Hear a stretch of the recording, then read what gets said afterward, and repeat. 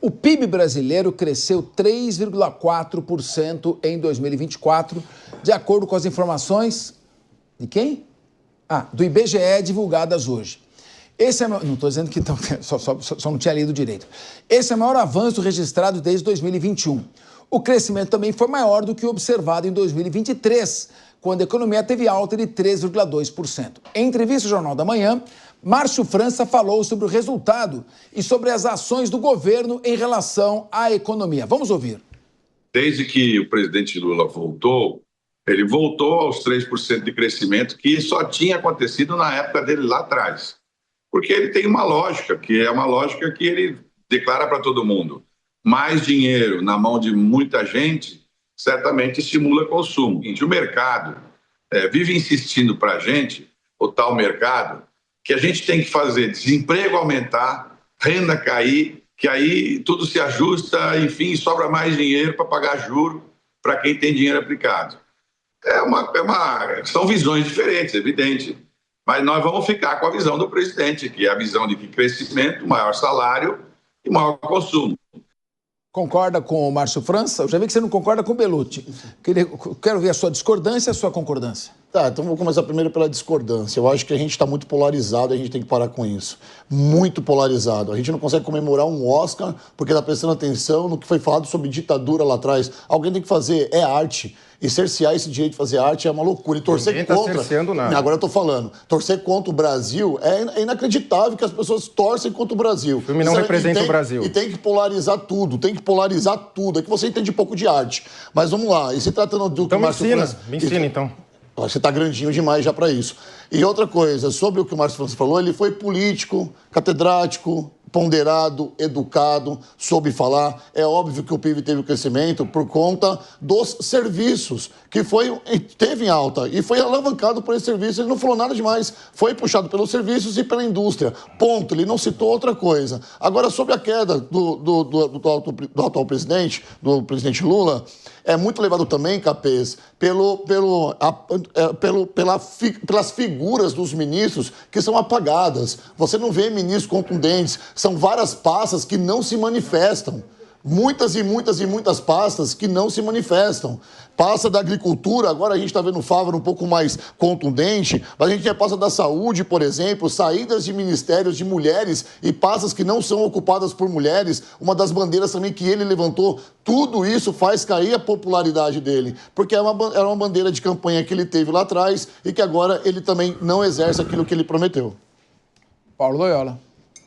Bem, gente, eu acho muito impressionante como a pessoa consegue pegar a opinião dela, que fico até tentando imaginar de que parte do corpo saiu, para dizer que um filme não representa o Brasil, quando isso é única e simplesmente sua opinião pessoal.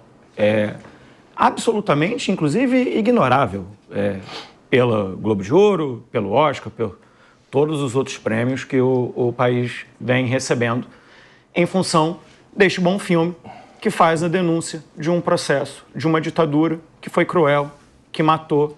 E é por isso que a direita não gosta, porque gosta de defender os bandidos da ditadura. Foi isso que João Bellucci fez aqui agora.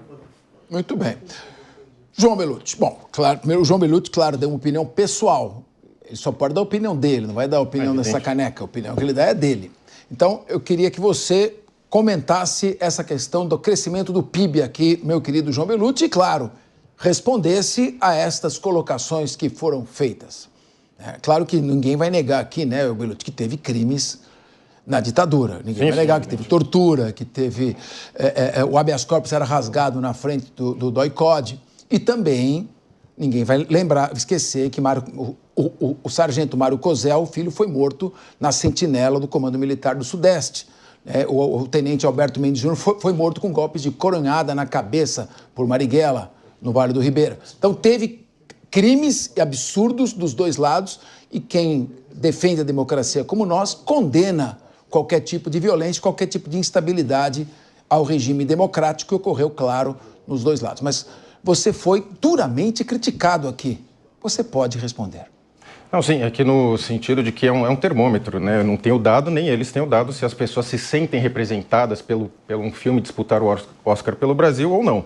O meu sentimento, pelo que eu acompanho, é que não. Inclusive, a grande maioria me parece que torceu contra, até pela mentira da narrativa, no sentido de que essas pessoas lutavam pela democracia. Mentira, eles lutavam por um regime autoritário comunista. Então esse é o primeiro ponto. E com relação ao crescimento econômico, é evidente, o Márcio França colocou correto, a questão do mercado de capitais, enfim, avança, mas a gente não sente no dia a dia esse crescimento, tanto que a impopularidade do Lula reflete isso claramente. E no sentido do que o Rodolfo colocou dos ministros, isso é óbvio, o quadro de ministros do Lula, a maioria, se passar aqui na Paulista, a gente nem sabe quem é. Por exemplo, a ministra dos povos originários não se manifesta a questão dos Yanomamis, a Marina Silva agora parece até tende a defender a exploração de petróleo na Amazônia, o que era antes contra, agora me parece que defende. Então, assim, não há uma clareza e não há uma comunicação clara, e isso reflete, evidentemente, na popularidade do Lula.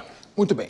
Vamos lembrar, e eu ainda estou aqui, do tema para discutir, é o PIB, né? O PIB que cresce 3,4% em 2024, maior avanço em 3 anos.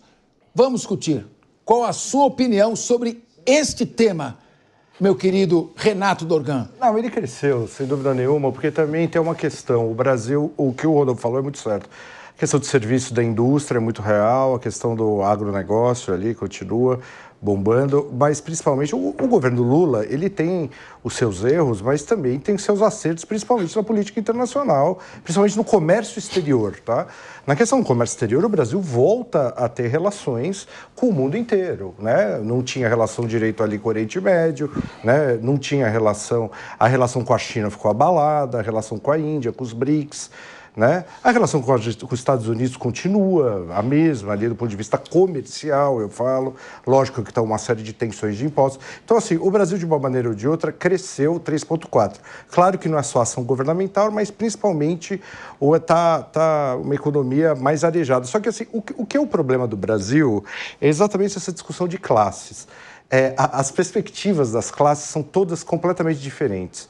Se você conversar com o grande agronegócio, com a grande indústria, eles estão falando, pô, o Brasil está crescendo. Daí, quando você conversa com a média indústria e com o médio agro, ele fala, não, está horrível, porque juros estão altos, está super difícil.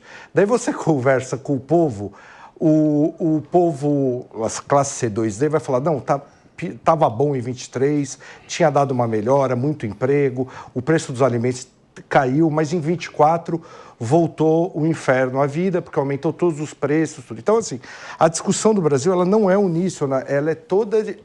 Vou falar até da questão do Oscar, né? Vou falar aqui da questão... É uma percepção da classe média alta, da classe B, onde está concentrada a narrativa da direita, que muita gente ali estava torcendo até contra por causa da exploração disso. Mas ali na classe B mais progressista, na classe C, existia uma torcida pela Fernanda Montenegro e pelo filme.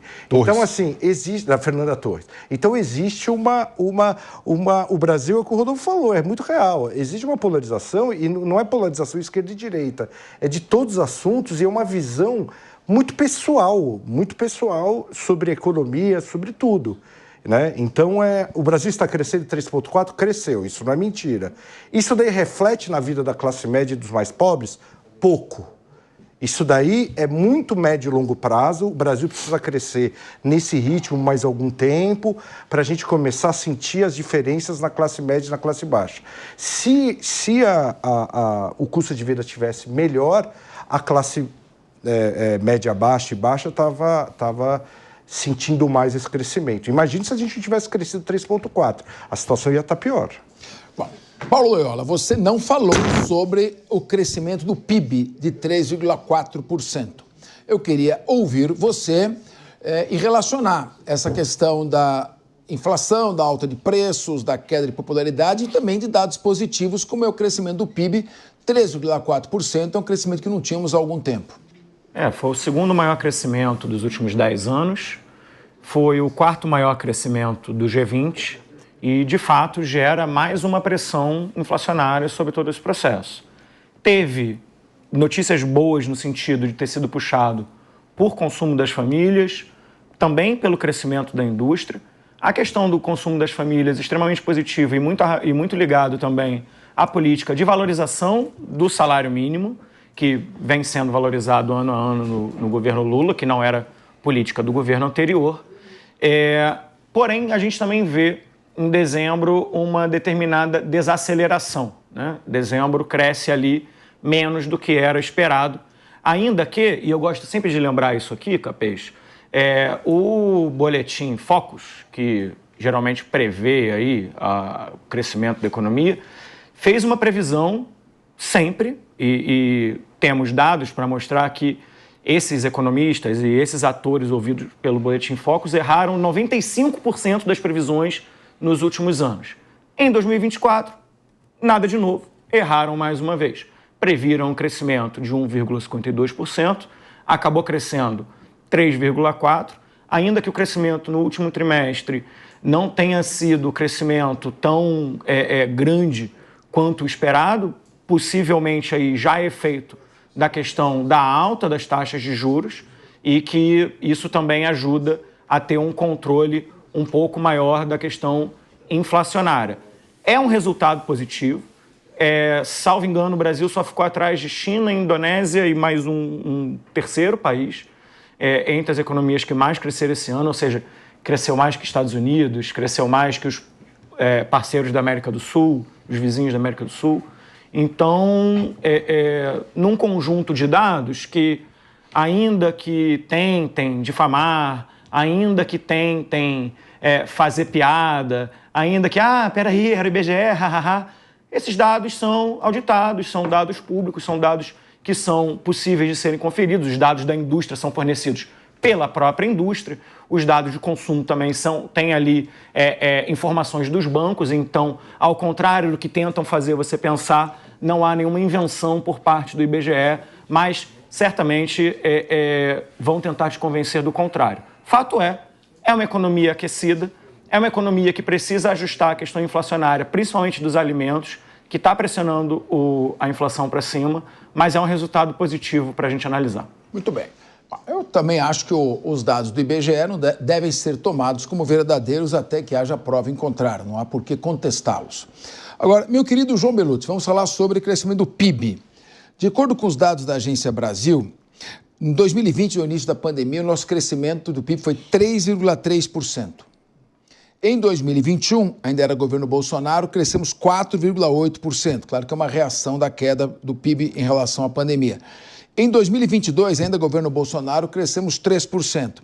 Agora, 2023, 3,2%, governo Lula, e 2024, 3,4% também, governo Lula. Parece que o Brasil, pelo menos, está retomando um ritmo de crescimento, não é? Porque havia uma estagnação muito grande.